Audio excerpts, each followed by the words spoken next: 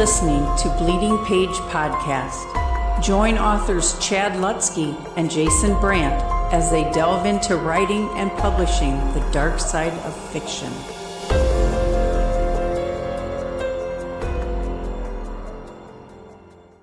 Mr. Jason Brandt, it's been a while.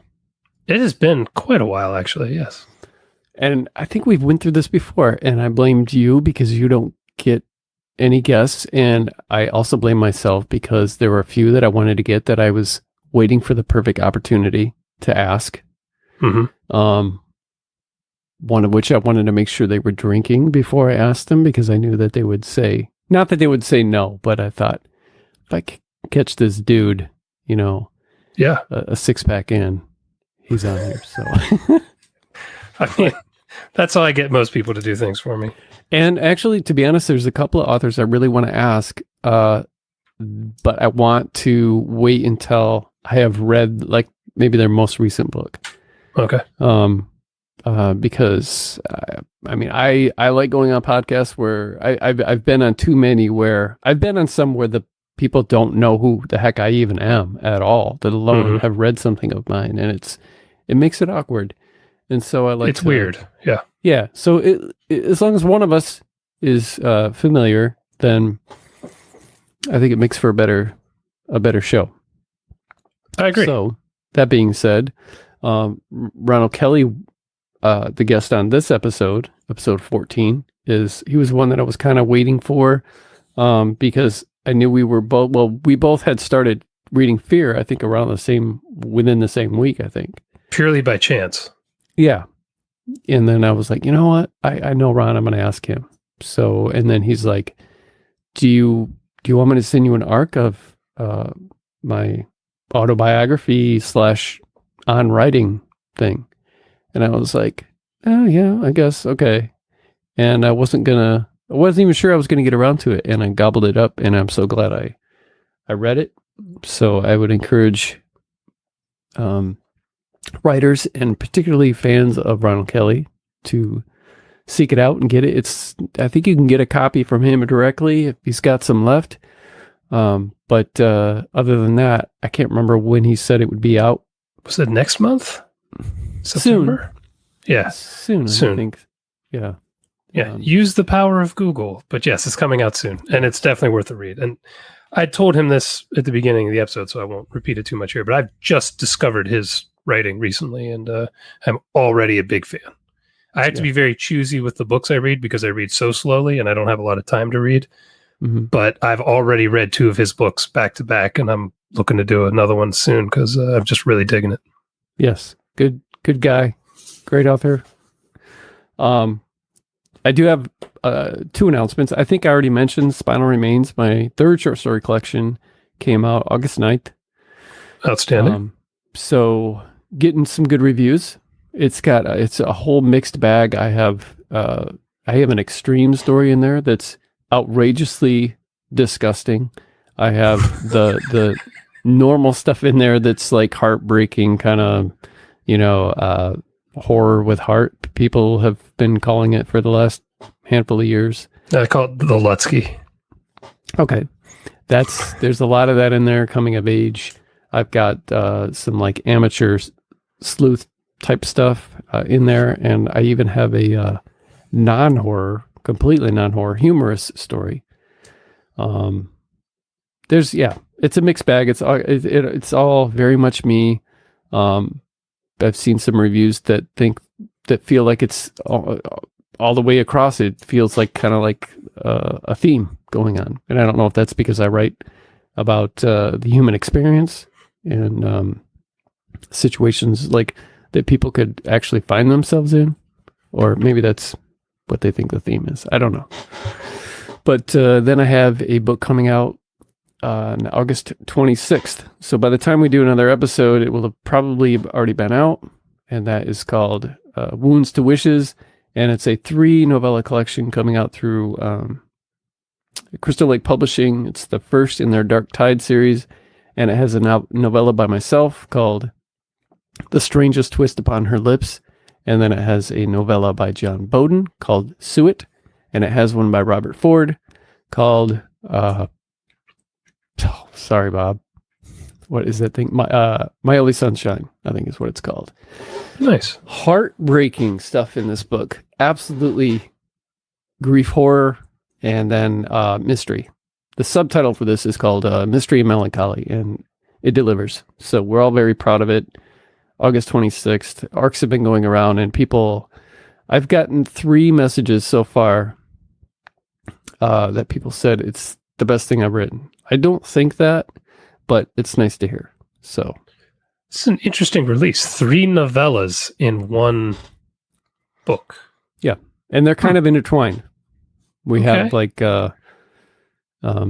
different, my protagonist is actually one of the antagonists in Bob Ford's book. And then John's got some Easter eggs sprinkled throughout. So yeah, they're kind of connected. So that sounds really interesting. I'm going to check that out.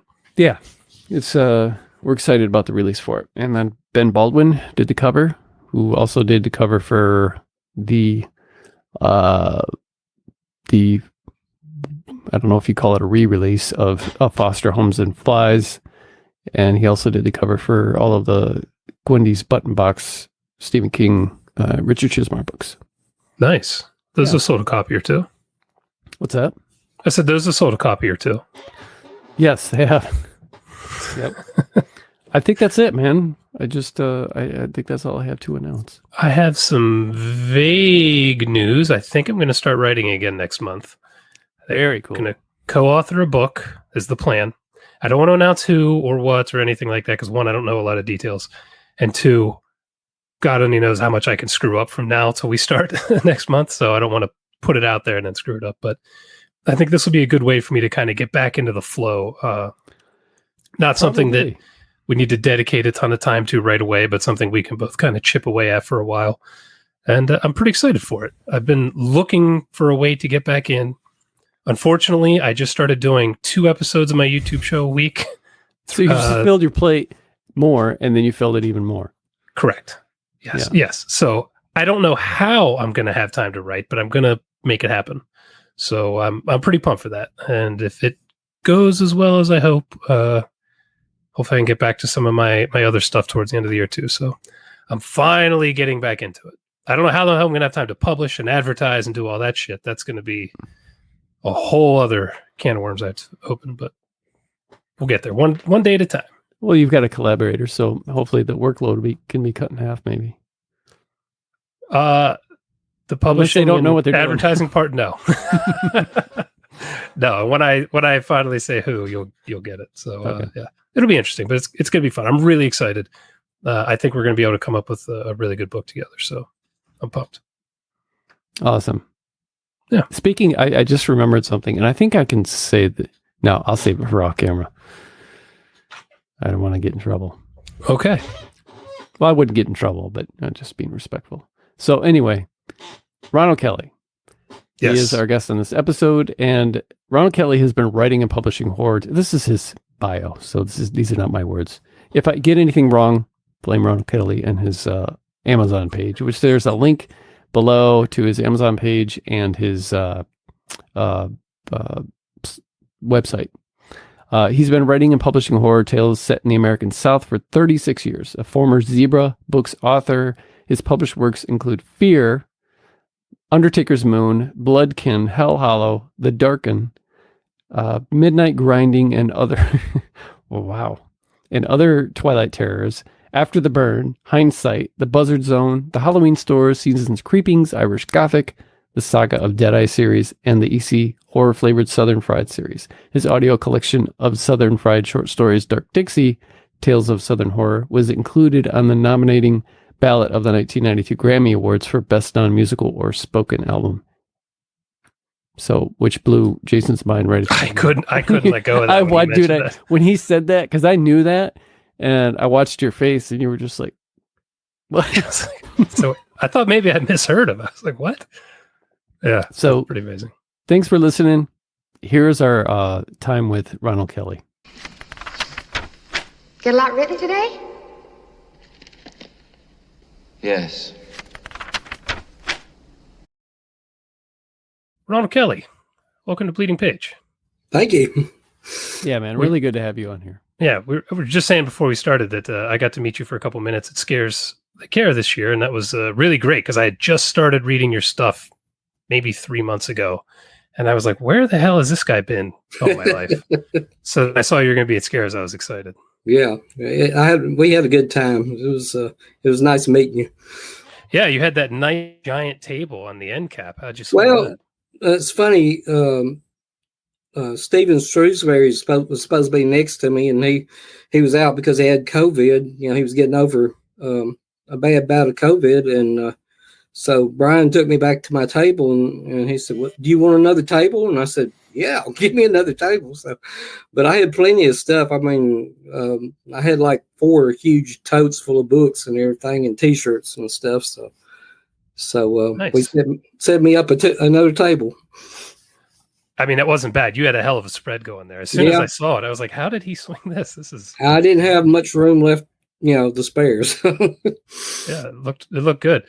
Chad, do you have any questions? Because I got a specific one. Unless there's something you want to jump into. I first. mean, I definitely have some questions, but I mean, if you want to hop into yours. Okay. I bought Fear from you, and you did a little drawing there. Right. And then I saw Chad shared a picture of a book you sent him with the drawing. And now I'm assuming this is something you do anytime someone buys one of your books? Yes.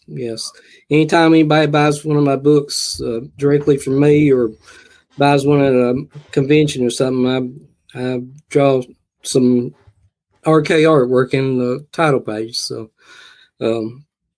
now I take a little more time when I'm not at a convention. I have to kind of speed it up a little bit because,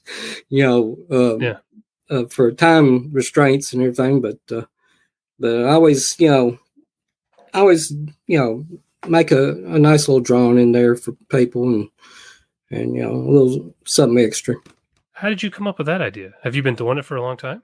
Oh yeah, I started out wanting to be an artist before I wanted to be a writer. I wanted to be a comic book artist, and drew and wrote comic books through high school just about until midway through my junior years when I started wanting to write. I took journalism and creative writing classes and just kind of gravitated away from the comic books to the just strictly fiction writing. Huh. I thought that was really cool watching. At first, I was like, what the hell is he doing? I was kind of like trying to look over the table, like, what is But that's really neat. I don't think I've ever seen anybody else do that. So that's a really nice little touch. Yeah, that's very cool. I've seen it once in a while, but I don't think that, not like Ron does it. Like every single thing that he signs is like that. Yeah, I've got a huge stack of books in there. I need to do later tonight. It just seems like people's contacting me for books. People buy my books and I draw in them, and then they post them on Instagram and Facebook and Twitter, and then I get like a flood of requests for books. So it's doing me really well. I mean, I'm selling some books on my own. It's better for me because I get more off selling the book directly than I do just royalties off books off Amazon and all that like that. Sure. Speaking of buying books directly from you, you had sent me an arc of Southern Fried and Horrified, and then I read it. I went into it thinking, I mean, I like biographies, but there are parts of biographies that I don't like. And usually it's because it's the beginning where it's like, here's my mom's story, here's my dad's story, this is where I was born. And I think like most people, we want to get to the dirt, or we want to get to but I enjoyed all of it.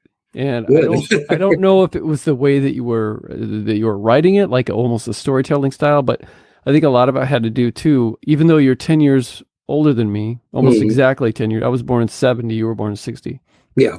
59 actually. Okay. Well, there was so much that I could relate to, especially, growing up in the 70s and all of the TV shows and the monster movies and famous monsters and stuff that you were talking about, and the particular comics and things like that, I could definitely relate to, and just political climate, and so that I had that personal attachment to it too. But it was just, and I was talking to John Bowden about it. I was like, dude, I knew he would like it, and I was like, you gotta read this, and I know he did recently too. Yeah, he did. He could relate big time too. But and then so I would encourage, and so I've got this from you directly. I don't know if you have any left, because the book's not officially out yet, is it? No, it's not. Now, I sold some at Scares That Cares.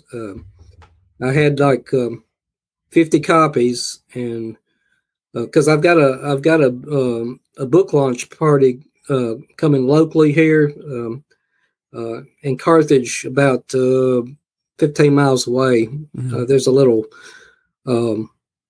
a train depot that they've remodeled and everything, and they have like art shows and stuff like that. So that's where I'm having my book launch on the September 3rd. So Jared had sent me 50 copies, and I sold half of them at Scares That Cares, and then he sent me another box the other day. So we should have plenty for the book launch. But nice. After that, I'll start. If anybody wants to buy a copy, they can contact me, and if I have any left, I'll sure get them one. Yeah, but I definitely recommend it. There were, you've got some writing lessons in there. It was just, it was encouraging. I appreciated the honesty. There's a lot of honest stuff in there, like talking about your faith, and so many cool stories too about that just blew my mind, like meeting your wife. I was like, wow, and you guys are still together. That blew my mind. The stuff with your, I don't know if you call it ESP or my mom. Yeah. Very cool. Very cool stuff. There was other stuff in there that I can't even remember. There was just so much stuff. And then, I kind of pulled out all the stops. I mean, writing it was a joy writing some of it, and it was kind of uncomfortable writing some of it because I had to relive some I can rough understand moments. that, but I think that people appreciate that type of honesty because, we've all got, skeletons or things that we feel uncomfortable talking about. And then when you see someone just doing it, it kind of, I think it makes people feel, I don't know, like, I don't know what the word is, like, they trust you more, or they can, I don't know. It's always nice when you see somebody just being wholeheartedly honest. So, but what you see with me is what you pretty much get. So there was I just wanted to write a story. I just wanted to share my story, and if it helps somebody, then that's great. And I've talked to some fellow writers who've read it, and they really related to a lot of the childhood stuff, and the like starting out writing, chapters and stuff like that was so. I'm really happy with how it turned out, and really happy with the response I'm getting from it. I'm getting a lot of really nice blurbs from some great people. Yeah, and it's nice to see you making this comeback, and I can tell you that you're having a blast. So congratulations. Yes, I am. And I'm going to be retiring in November. Middle of November, I'll be retiring, and I'm going to write full time. So. Excellent. Congrats. Thank you. So, which means you're probably going to be even more prolific. So, have you considered doing any, if you said you listened to some episodes, so we cover a lot of hybrid publishing and self-publishing. Have you considered toying around with that at all? Well, I really don't need to self-publish because I've kind of gotten to the point in my career where I've got several publishers I work with. I work with Crossroads. I work with the D&T. Now I'm working with the Stygian Sky and Death's Head Press. And pretty much if I want to do a book, I go to them and I just kind of ask them, do you want to do this book? And 9 times out of 10, they say, yeah. And so, I really don't have the need to even want to do self-publishing, so especially with Crossroads. Crossroads I've been with them about 12 years, and they put out about 80 to 85% of my backlist titles and everything. So we're gradually putting all the Zebra books out. I still got like maybe 4 Zebra books that I haven't put out in paperback. So we just put out The Darken, which was Something Out There. Zebra published it as Something Out There, and I think next year we're going to put out a new edition of Fear. It's going to be like a author's preferred edition of it with some bells and whistles in it, and it's currently out of print. The last paperback that was put out of Fear was Sinister Grin, and they went out of business. So about all, I don't have any copies of Fear left. So we're really. So the one I bought from you at Scares is one of that was one of the last copies of Fear. So all right, you got a good deal there. I got the old school Zebra edition. Oh yeah. You just had to shit on what I just bought. I just find it funny that you said that you don't need to self-publish, because the way I view it is, I at least most of the self-publishers I know, we look at it as, I don't need the publisher, because I can do this on my own. I can pocket the rest of the money. And you, of all people, certainly don't need the publisher. And if you were to self-publish, you would sell a lot of books on your own. I mean, it is a learning curve if especially it's a lot of work. If you want to do everything it yourself, is formatting.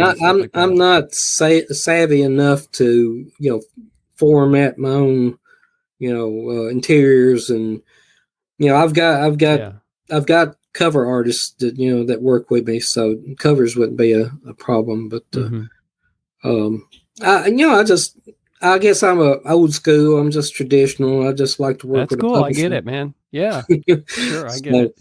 And it just it takes a lot of like the I still proof and go over the edits and stuff like that before it's goes into print. But just, if I have a publisher or 2 or 3 working with me, and then that I can spend more time writing, and I don't have to worry about doing the formatting and trying to lay it out and stuff like that.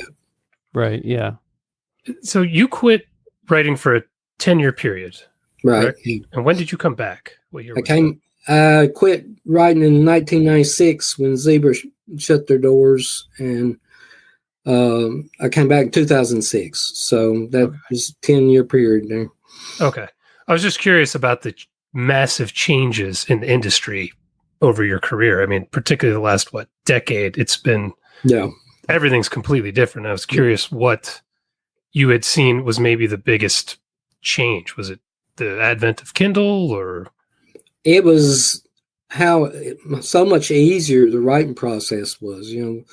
I mean, I was like typing on word processors and typewriters and printing up manuscripts and sent them off to an agent or editor at a magazine, and with snail mail and all that. And I come back and everything's so much more accessible. The internet wasn't really big when I quit writing in 96, but when I came back, I mean, I didn't really have a computer when I came back. I had to go buy one and start fresh, and then you find out that you can just write books and save a file and then email it to an editor or a publisher, and it was a totally different world when I came back, but it was good. I mean, it was a blessing, I imagine that was a massive time saver. It was, yeah. Yeah. Great. That's interesting. And then in more recent times, I feel like there are so many small presses popping up now because of the ability to sell print on demand and ebooks and all of that. Do you like what's the difference been in dealing with the small presses versus, the bigger publishers back in, say, the 90s? Well, working with the big presses, I mean, it was more isolated process. I mean, you went through your agent, and sometimes I'd talk to the editor, my Zebra editor, and but mostly I just, you were isolated. You wrote your novels and you sent them off, and they'd publish them. And you'd start another one, and you didn't know exactly how it was doing. Back then, it wasn't like immediate feedback, for your work. I mean, there would be maybe some reviews in Publisher Weekly if you was lucky, and some of the little small press magazines might write it up. But I mean, I had to sometimes I didn't know how the book did for an entire year or more because you got with the mass market publishers, you got paid twice a year, which like I was telling somebody today, it got tough sometimes waiting for those checks to show up in the mailbox because you didn't know exactly how much you were going to get, and when you got one, you really had to stretch it out for another 6 months. So budgeting was a big part of it was being a writer. And I ate a lot of boxed macaroni and cheese and some cheap fish sticks. So we really pinched the pennies back then. So you were eating like a 5-year-old while you were. Yeah, pretty much. Yeah. Everything that you're saying about the long wait and not knowing how good it's doing, that's such a huge change. But right now, I can kind of relate to that because of my like foreign publishers in Spain and Egypt and Russia. I don't have a clue how they're doing, and I don't get the royalties for I think on a couple of these it's once a year. Right, yeah. And then so I just heard back from Spain and got my royalties, and I guess they're trying to take the book and they're I can't remember the exact wording, but they're trying to get it into high schools there for a reading course, which would be really cool. I was like, oh man, let me know if that happens, if that works out. But I have no idea. I mean, for all I know, they could rip me off and be selling tons, and I would just never know. I mean, I get reviews on Goodreads that are in Arabic or Russian or Spanish, but not everybody leaves. It's a very small percentage of people who actually take the time to leave reviews. So I have no idea how big it is. And like I said, they could be pocketing all kinds of money and I wouldn't know it, but I doubt it. I don't think the book. Well, I felt the same way with Zebra because, Zebra, I think I posted something on Twitter today that Zebra put out tons and tons and tons of books. I mean, they were in drugstores and airports and anywhere you looked, and you didn't. When you put out a book, it'd be like almost a year and a half before you get the first royalties on it. Jesus, that's so crazy.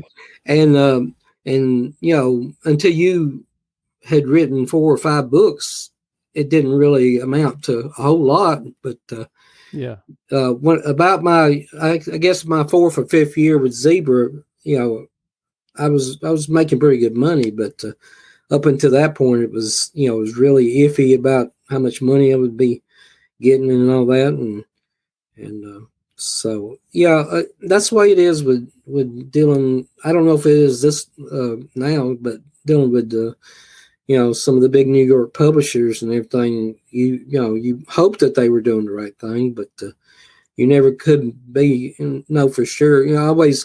I have this dream that that I open up my mailbox and there's a big check from Kensington where they said, "Oh, sorry, we forgot to give you some royalties or something like that. Mm-hmm. With interest, but that's never going to happen. But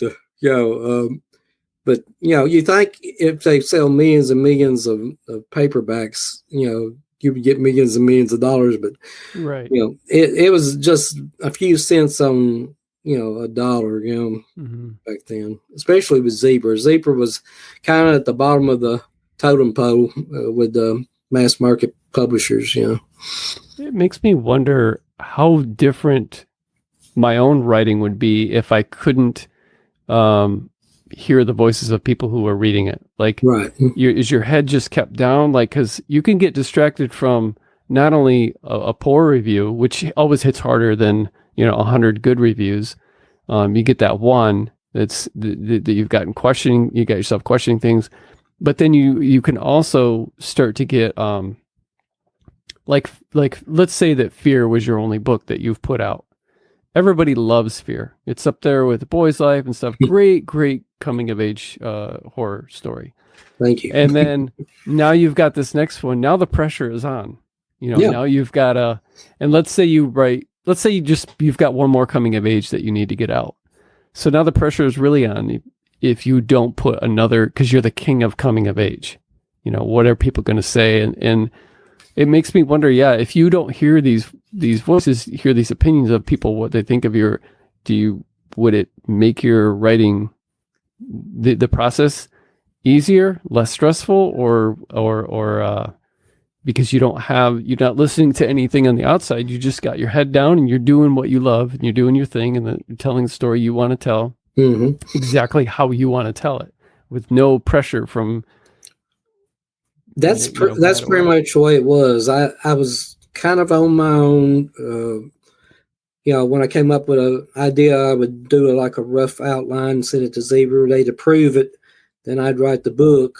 I did several multi-book deals, but you didn't have feedback. You didn't know whether the fans, liked your work or not, and in a way that gave you kind of the freedom to just, like you said, put your head down and go at it and not worry about, what people were expecting from you. But in another way, I think I got 5 fan letters the whole time I wrote for Zebra. And it was, I might have gotten more, but Zebra only sent me 5. So, and one of them wasn't a fan letter. One of them, actually accused me of being a racist for writing Fear, because there was a lot of racism in the book and using the N-word, which I believe that if you're going to write true life stuff, then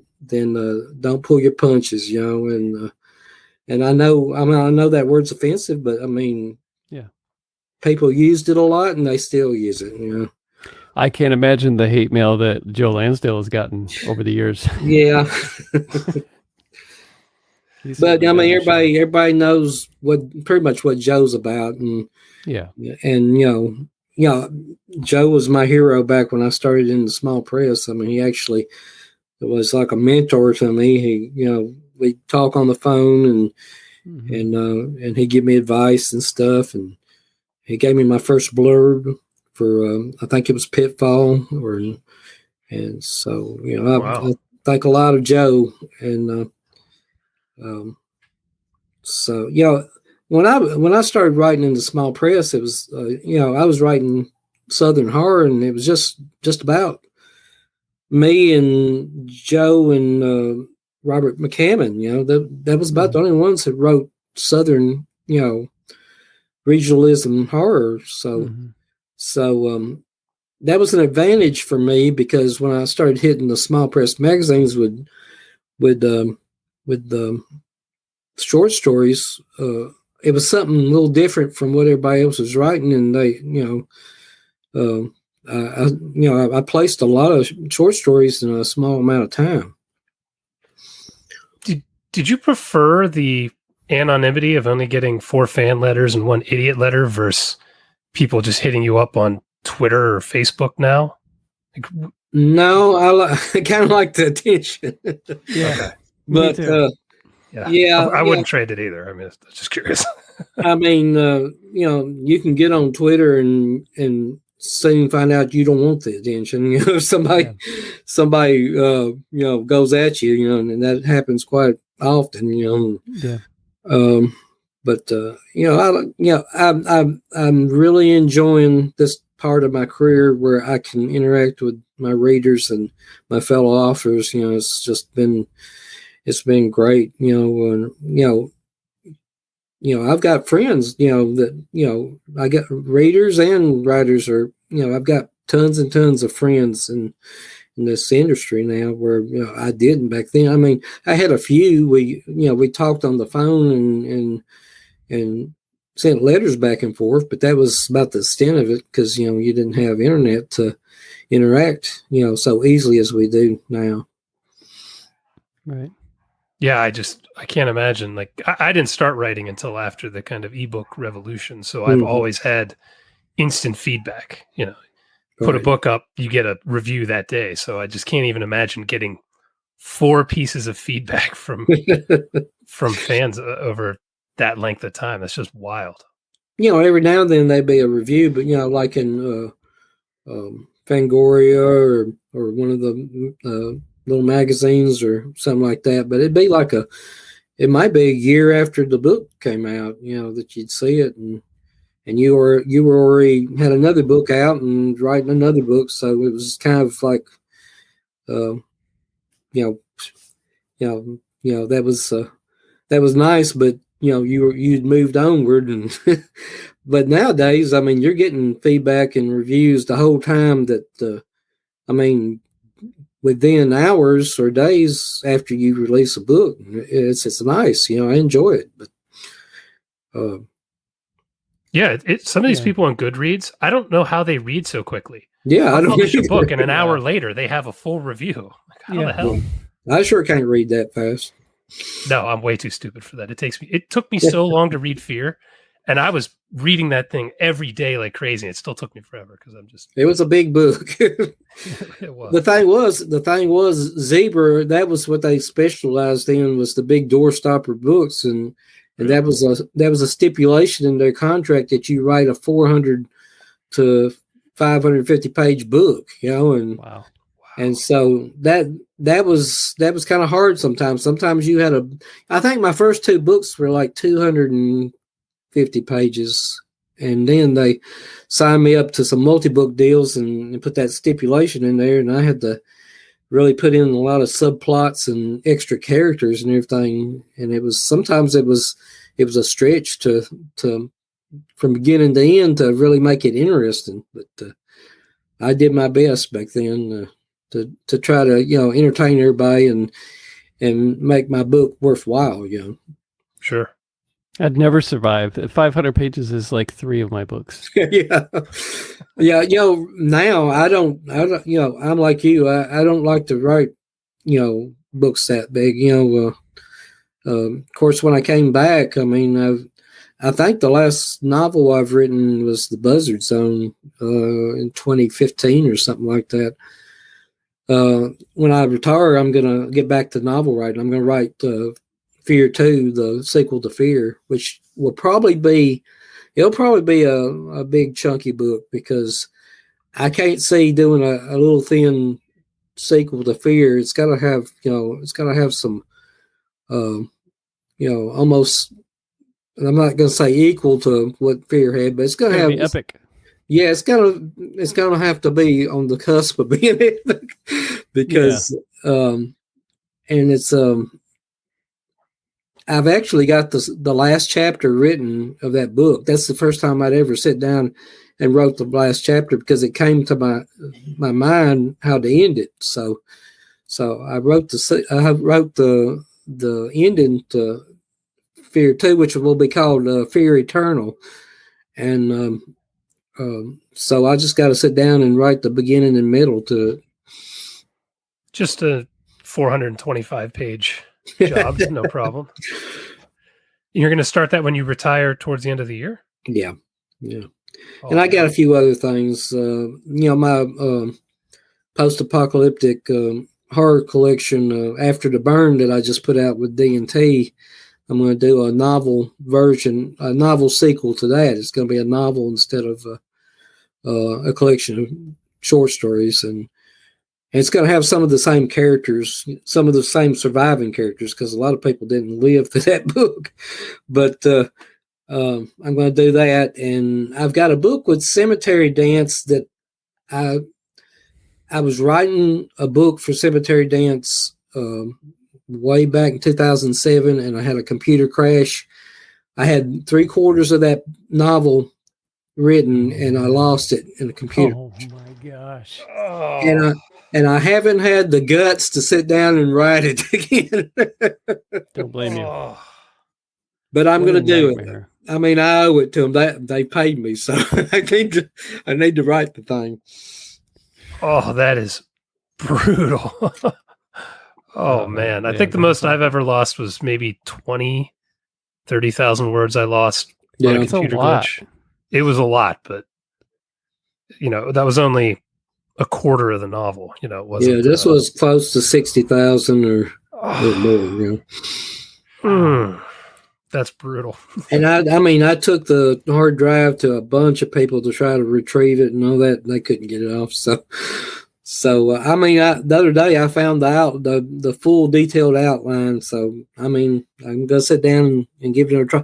It's funny because sometimes when I do that, like my story Mojo Mama that was in Essential Six stuff, I lost that during the 10 years that I'd written it, and lost it during the 10 years I was off, and I sat down and wrote it again, and it was 3 times better. It was 3 times more gruesome and gory than it was before, but it was actually better, and I actually could write better then, So sometimes it's a blessing that, it gives you time to kind of reset your batteries and everything like that when you're off writing something like that for a long time, and then you come back. Yeah, It takes a good mindset to overcome something like that and not just punch a hole in the wall. Yeah, well, there might be.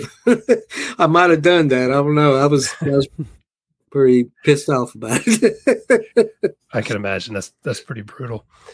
Since everything's been changing and now you're working with these different small presses, like Sinister Grin has gone under, how many companies have you worked with? How many publishers have you had deals with that have just disappeared? I think 7.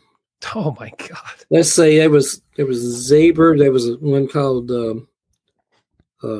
Nocturne Press, Croatoan Press, Full Moon Books, Bad Moon Books. I don't know if they've gone out completely, but I did some books with them, and then they kind of shut down the horror end of theirs.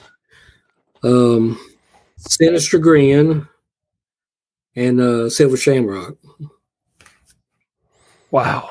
Now it's hard to tell when that's going to happen. Do you have any like because it could happen from, well, now it can happen from, I guess, being canceled, but it can happen from people not having their heart in the right place, or financial reasons, or whatever. And because the unpredictability of that, outside of that, do you have any like telltale signs from your experience that you look at and you go, yeah, I'm not working with them, even though they're fully functioning right now?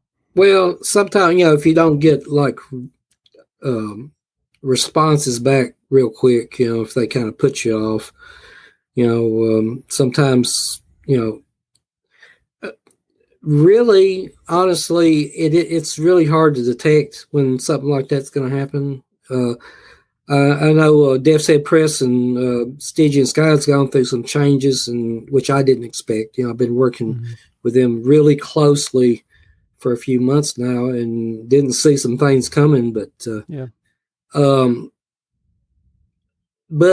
think they're going to be okay. It's just, the thing is, when you're a working man, I'm a blue collar worker, the same as Jared is, and for sure a few other publishers are like that, but I mean, that's a strain, trying to work and support your family and keep your household afloat and keep a publishing company afloat at the same time. And so I can see where Jared's kind of going behind the scenes. He's still going to be CEO, and he still communicates with me and everything. But I think it's going to lead to good things, and I'm really feel blessed to be a part of, because that was one of the FZ Press was one of my bucket list publishers. I wanted to work with them for a while, and then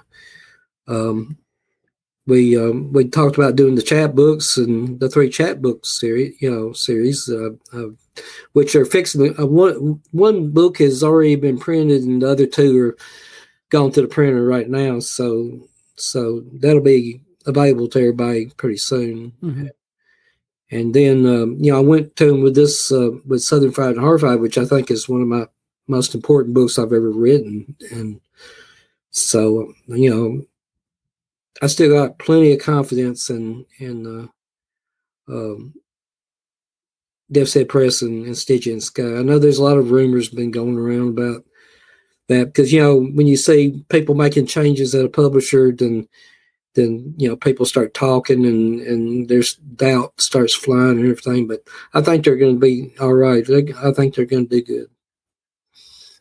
So no consistent signs you've noticed between these publishers of No, usually they just up and make an announcement. Or one of the bad things is sometimes the publisher don't tell the writers. You hear it on social media. I mean, that's what happened with Silver Shamrock. I was, it was the weekend when it happened, and people started messaging me, and I went on Twitter, and all of a sudden, I saw everything was blowing up and everything, and so that went down fast. I mean, that was the weekend of AuthorCon too, so there was a lot of writers that lost their books, and that shut down that were actually, there at the convention and everything. Yeah, we still don't have a home for Wormwood. I mean, really? we've been in talks with a few publishers. There's one right now we're talking with that we're thinking, and I think 3 publishers reached out to us like the day Mm-hmm. of, the day after. And I had signed with, and Ron, I think you may have too. I'd signed a 3-book deal with Silver Shamrock to do an anthology every year. Yeah. I'm sorry, not an anthology, a collection of short stories. Mm-hmm. Yeah. I know that Ken invited, and so that was the only part that was like, I kind of signed it. As soon as I signed it, I was like, man, that's a lot of short stories. And I was like, so when they went under, I was like, okay, cool. I don't have to do that anymore. But the collection that just came out, Spinal Remains, is essentially the one that was supposed to be the first in that thing. I'm looking forward to reading that. I've been hearing a lot about it. Thank you. Why aren't you, or are you considering publishing it yourself, you and Tim Wormwood? I kind of don't want to do it because, we both know what we're doing. I don't want to do the math. I don't want to handle the math. I don't want to deal with that. John Bowden and I self-published Out Behind the Barn. John doesn't know anything about how to do any of that stuff, and I just handle it. And every month or every 2 months, I send him the royalties. I screenshot everything. I'm not a good bookkeeper. I just screenshot stuff. I send him the PayPal money. I don't want to have this slowly growing roster of things where I have to be doing. Yeah, no, I totally get it. I'm with you. Have you tried the draft to digital author split function they have? If you have a co-written book, they will do the accounting for you, and they'll send each author. No, I have heard about that, share. but I've told you I'm whatever it is I'm doing wrong, or I don't have any luck with draft to digital. Huh. I'll have to look at that. I think my next book is going to be co-written, so I'm trying to figure all that shit out. Like, I don't want to do the accounting either. Like, I do not need to be sending someone a check every month. It wouldn't be a huge headache. It's just I don't want it to. I don't know. I have no problem putting my own stuff out. I love being hybrid, Crystal Lake, and when I was with Shamrock, and then I got some coming out in Death's Head Press. I've been in talks with Stygian about something. So I like doing that. And then having the majority of myself self-published. Sure. That's one thing that I learned when I was with Zebras. Not to put all your eggs in one basket. Yes. And of course, with Zebra, that was my one and only publisher. And when you wrote for the mass market publishers, that was pretty much the way it was. And unless you was a big name and you could, work with different houses. I did work with Berkeley. I wrote several of the Jake Logan westerns, ghost wrote them, and so and that's actually I would love to do. Deadeye that I'm working on now, my horror western series, I pitched that to Berkeley and they considered it, but they were afraid that I couldn't sustain like a monster or a book for a very long period of time, and their series went on for like 200, 300,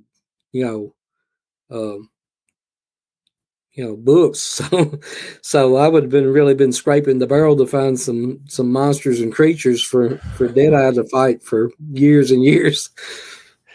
Ghostwriting could be great money. I would love to not always do that, but I would love to have opportunities. And I have signed a contract to work with a company that picked me out because they liked my stuff, but then I was never given any work after I signed the contract and everything. I don't understand, but that's the closest I've ever gotten to having that opportunity. But I would, if anyone's listening that needs ghostwriter for their company, I would do it. That was a sweet gig. I mean, I wrote like 150-page book, which took me maybe 2 weeks, and they paid me a flat $5,000. I didn't get any royalties off of them, but that, I mean, I could have done that all year and made some good money. But I did 2 of them, and then they stopped Jake Logan for a while, and when it came back, they had already filled in spots for the ghostwriters. So I kind of lucked out on that, but I still got copies of that those 2 little westerns, because I wanted to be a western writer for a long time before I tried my hand at horror, because I was always a big Civil War fan and Old West fan, and was really into gunsmithing and black powder shooting and stuff like that. So westerns seem to be a really down to earth kind of storytelling that I like to do, and but the western market was really it was narrow. You couldn't hardly get into it, and so I tried my hand at horror, and it just kind of clicked, and that's how I got started writing horror. Have you tried writing a horror western? Yeah, I'm doing the Deadeye horror western series right now. Book 1's out, and book 2 will be out probably in November or something like that. I was curious because everyone I've talked to, including myself, who's written a horror western, cannot sell the damn things. Like, I don't know what it is. I cannot sell that book. Well, Deadeye 1 sold really good. I mean, it's still selling. People's. It's really fun to write because I've got 2 really great characters. I got the zombie gunfighter Deadeye and Louisiana Mojo Man Job, and they traveled together and they wisecracked to each other. I mean, there's a lot of dark humor in this book that I love to write and all that. And I've kind of put some cosmic horror in there. There's a lot of stuff that I never thought would end up in this series. I'm actually borrowing from some of my own mythos. Some of my novels and short stories. There's characters and stuff kind of showing up from there, because in this storyline there's a portal called the Hole Out of Nowhere, and this witch is kind of using it to bring creatures and stuff out of this portal to fight Deadeye, and I got stuff coming from my own books and short stories, appearing every now and then. So it's been fun. I might have to read this and ask you some questions in an email sometime. Okay. I have to copy some stuff. Chad, anything else before we start wrapping this up? No, I don't think so. All right. I'll hit you with 2 last questions I always ask everyone. Okay. Throughout your career, what is the one thing you did that you thought, just, God, what a waste of my time. I would never do that, and I would never tell anyone to do that. Could be writing, could be publishing, whatever it is. What just didn't work for you? Let's see. I can't think of anything that. I mean, when I came back to writing the second time, it was. I felt like I was spinning my wheels. I actually, zombies were really big and everything. Around the time that Walking Dead and everything, and so I was going to write a zombie book, and it actually hit a snag with some writer's block, and it took me 3 years. And by the time I finished the zombie book, everybody was sick of zombies. So that's one thing it's a good book. I think it's a pretty good book, but it just kind of fell flat on its face. That was one of the. But I mean, right now it's selling real good. People's, that's one of my big requests when somebody wants to buy a book from me is the Buzzard Zone, and so I would have probably looked at that a little different. I really don't look at trends that much when I write. I just pretty much write what I want to write. I write what I like to read and everything before I say, well, is my audience going to like this or that? I'm the first reader, and if it pleases me, I think it's going to please everybody else. All right. And what has worked the best for you? What piece of advice would you give? Probably the way I'm doing my social media and everything, promoting my work. I didn't have that back in the old days.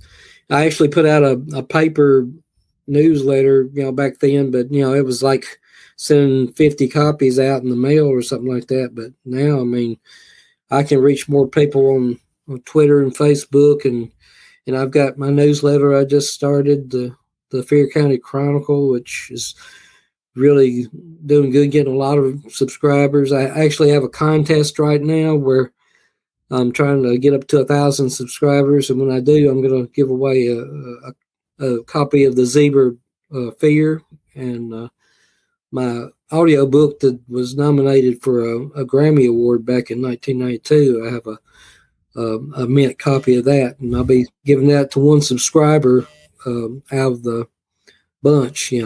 So. A Grammy? Huh? A Grammy? I was nominated for one. I didn't win it, but I didn't even know that was a category. That's amazing. It's the best non-musical spoken album. That's what it was under. So, which I guess would be audiobooks now, but back then it was just like it was on a cassette tape. It wasn't. It wasn't like it is now, but man, you're throwing that in at the end of the interview. I'd lead every interview with, I'm a Grammy-nominated artist. Just wanted to... Exactly. Yeah.